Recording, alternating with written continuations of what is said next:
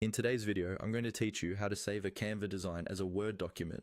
If you've ever created something in Canva and then needed to open or edit it in Microsoft Word, this process will walk you through exactly how to do that.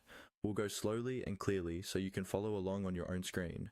Start by opening the design you want to export inside Canva. Make sure everything looks the way you want it to appear in Word. Check your text, images, and layout. Once you're happy with your design, look toward the upper right-hand corner of the Canva interface. You should see a button labeled Share. This is the same button you'd use to send your design to someone else, but it's also where Canva hides all of the download options. Click on the Share button. A panel will open, giving you a variety of choices like sharing a link, inviting people to edit, or downloading.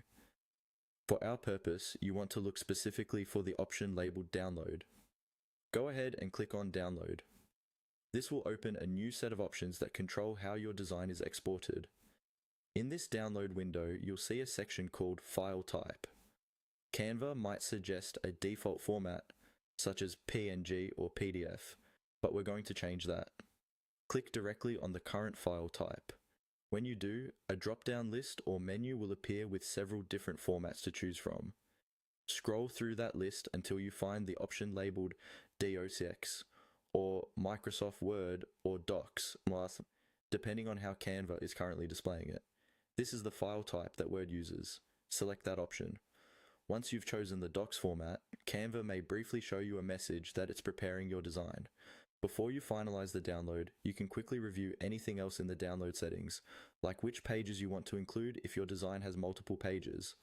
When everything looks correct, click on the main download button.